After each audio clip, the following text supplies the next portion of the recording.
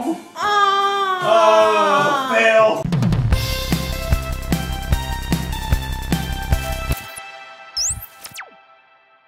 What's up, guys? Welcome back to Just JP. My name's Justin. I'm Natasha. And I am once again joined by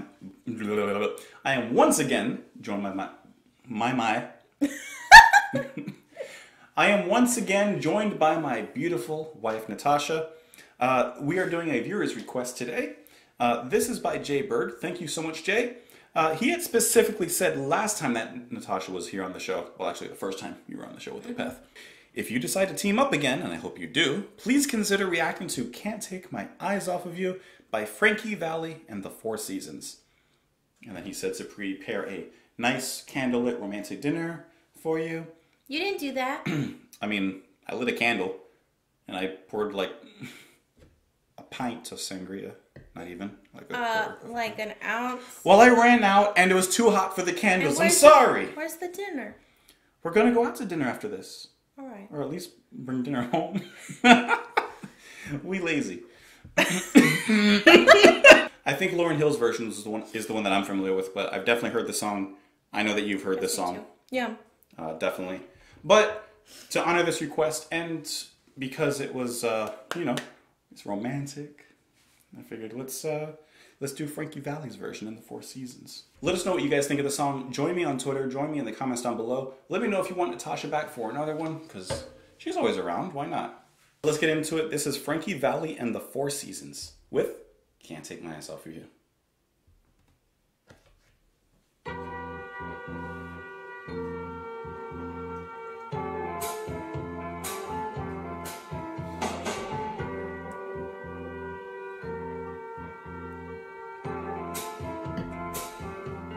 You're just too good to be true.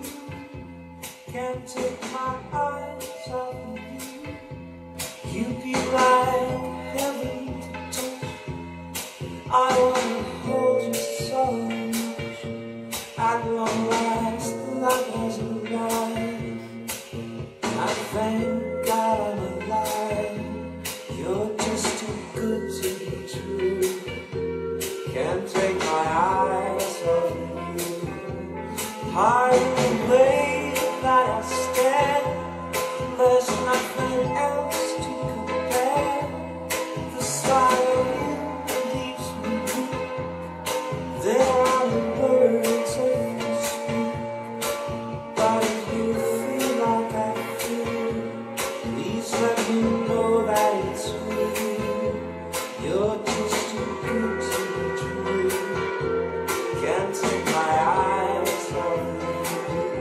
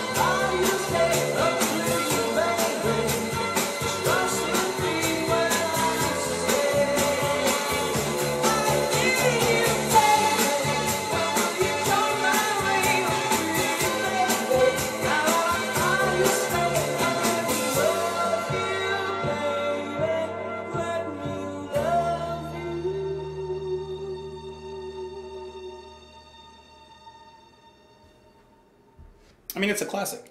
I love it. It's a classic. I mean, I remember Lauryn Hill's version. yeah. That's the one that, like, when the music started, I was like, oh yeah, that's the one I know. But I love it. This chorus was way better. Yeah.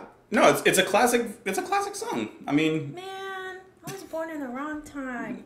Like, I can I imagine, like, I wish that I was in a time where, you know, you're like at no, I don't want to say a sock hop. What is it called? Like a club, but like it was like dancing and like, but it was like nice. It's not like a club now. Like a it's sophisticated. You want to be in a golf club, a country club, basically. Yeah, and like with a nice outfit, like when the women would always wear dresses and always look like nice. the Kentucky Derby kind of thing. You would dress up to get on an airplane, like that kind of a thing. Correct. And like dance to it, or just like sit there by a bar, like drinking something fancy, like a what's fancy? Martini. Yeah. So musically and lyrically and vocally, it hits all the marks. I do like it a lot musically and instrumentally because it's very simple. It's very straightforward. It builds into a big band chorus. We're very familiar with that. But what I really like about it is one, the build up from verse one into the second verse and the subtle changes in it. But also the ending of the chorus, I think, puts this song just a little bit over the edge. So just really quick, let me pull it up.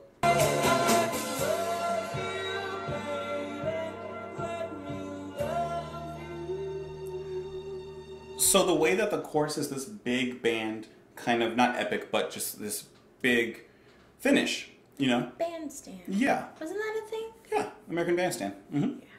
But how at the end of that chorus, how it drops that off and just uses the bass drum. Boom, boom, boom, boom, boom, boom, boom, boom. I love that drop off on the end because instead of like continuing that climax and maybe to an extent making it a little bit tiresome, it drops all that off and just leaves this nice intimate kind of ending on the chorus, which I think is great. My other favorite part about the verse was if you listen to the first verse, it's pretty simple. There's not a lot going on. And the same thing carries on in the second verse as well, but there's a difference.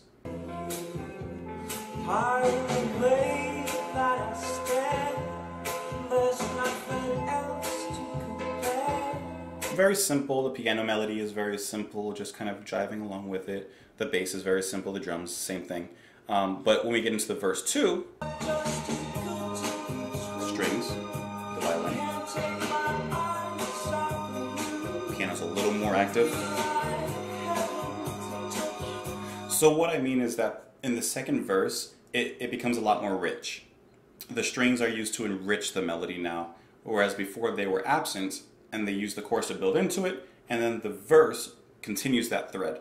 And a lot of music does that. A lot of music will obviously take the first verse, make it simple, get you accustomed to what the sound is, use the chorus as that breakthrough moment, okay, here's something different, and then in verse 2, continue some thread and evolve it, build on it a little bit. Still keeping it simple, but just building on the melody. A lot of songs do that. Most songs do that. But I just like the way that it's done here, because it's not built upon so much that it changes everything. It's just built upon enough that it enriches the overall melody of the song. No, I agree. I really enjoyed it. I feel like that's all I can say. You just said everything. Thanks for the recommendation. Send us some more. We didn't do lyrics yet. Where are you going? Oh. Did you just try to end my video? I was just saying. Excuse me? You said everything. Excuse me? You trying to end my video? I like stuff like this. Like, it makes me want to listen to Frank Sinatra and, like... Yeah, the typical American standards. Yeah, the classics. So, like, lyrically, let's compare this really quick to the song we just did from whatever that thing was. Moulin Rouge. Moulin Rouge, right? So, this is the same romantic type of song. I would argue the same type of lyrics, very simple, very straightforward, just as Come What May. But I enjoy this a little bit more, probably because, as you said, this is more musically focused, whereas Come What May is more musical focused. See what I did there? Kind of switched it. So, lyric-wise, I mean, I like lyrics that take a simple concept and just kind of write poetry around it. And like I said, these lyrics, in my opinion, aren't like overly poetic or anything. They're pretty, like I said, they're straightforward. But just the way that they're written around this simple concept of can't take my eyes off of you. Okay, so that's my theme. How can I spiderweb myself off of that and write around it? And so it builds upon that. I mean, Pardon the way that I stare, there's nothing else to compare.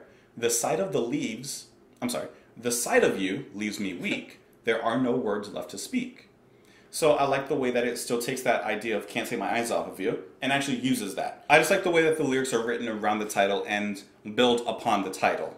Instead of just necessarily being there, let's just write something romantic and people will love it. Anyways, that's all I gotta say. Great song. Obviously I would listen to it. There's nothing more I gotta say about it. I did too. I do have a question.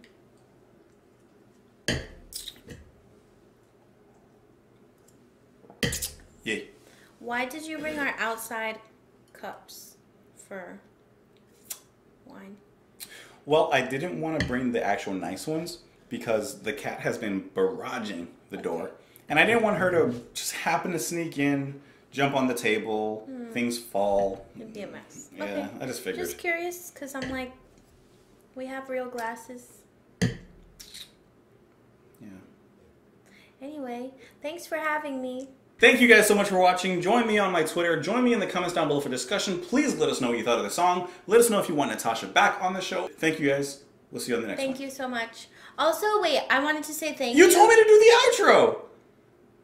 I also wanted to say thank you for the nice comments from the first The video other I videos. did.